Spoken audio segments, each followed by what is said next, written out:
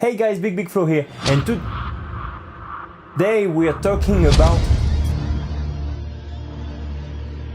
it.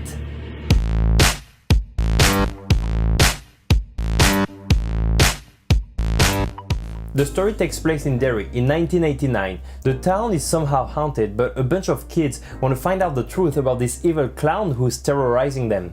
The movie was directed by Argentine director Andres Muschietti, who had previously directed the horror movie in 2013 called Mama. In this movie, the director chose to slightly adapt Pennywise the dancing clown from the book.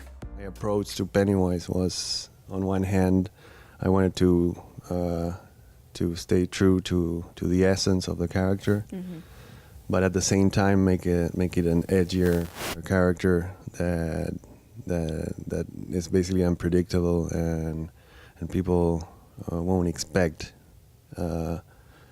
everything that he comes up with. The cast is led by Jaden Laberher for the good guys and by Bill Skarsgard for the clown. Bill's face and expression in that movie are very specific. My older brother Gustav, who's an actor as well, he had this ability to do, point his lip in a very strange way. And for some reason, I don't know how I understood that I could do it as well, but I was like maybe 10 years old and I'm like, oh my, get in there. Can we see that? Do you mind, just for that camera right there? One? Number three. Yeah, there we go. Interesting fact, Pennywise's eyes looking in two different directions are not due to CGI, but to the actor's impressive ability. Just to be clear, I'm not a big fan of horror movies. 95% of the one I've seen are just stupid with a very weak storyline. Also, I can't compare the movie to Stephen King's book as I haven't read it. However, I truly enjoyed the movie, even though it wasn't really that scary but more about making the audience feel uncomfortable. Apparently, fans of the book and the miniseries seem to have enjoyed it too. It is not the movie of the year, but it is a good horror movie. In short, go watch it to make up your opinion and come back to tell me what you thought of it in the comments. That's it for the non-spoilers, so be sure to be back to watch the end of this video once you've seen the movie. There isn't much that actually bothered me with this movie, so we'll talk about those two big points and then we'll talk about what I think worked well.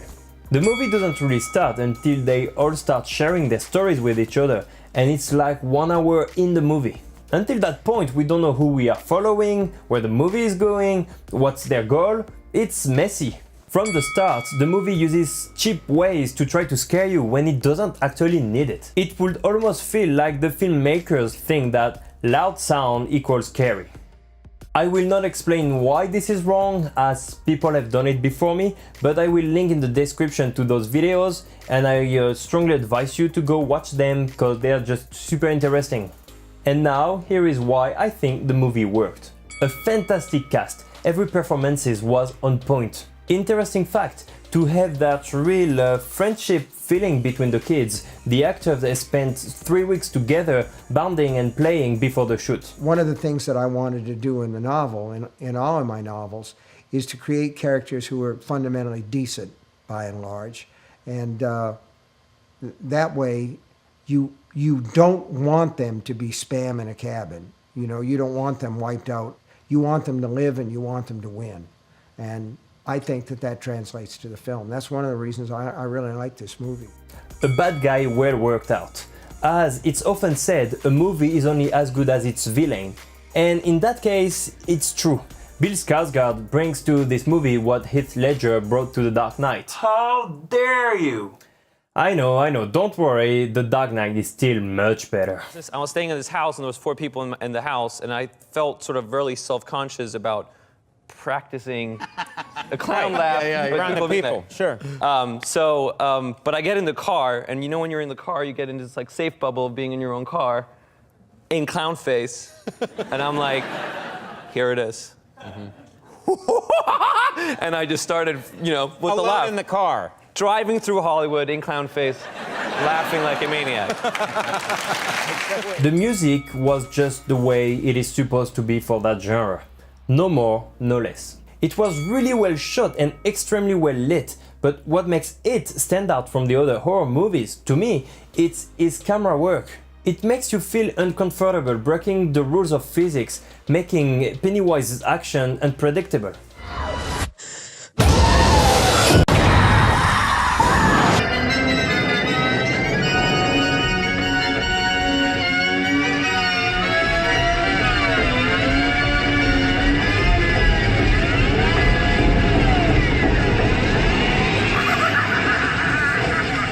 Pennywise isn't always fully shown, which actually makes it look scarier.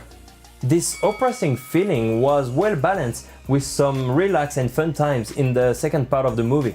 I actually found myself laughing more often than getting scared, and I wasn't just laughing at people jumping in their seats. I might have. Once. Twice. Interesting fact. Is it true you guys didn't see him until you had to actually shoot a scene Yeah, with that's Bill? true. Yes. Yes. They released what he looked like to the public and to everyone except for us, and we didn't get to see him until we actually had a scene with him. Yeah.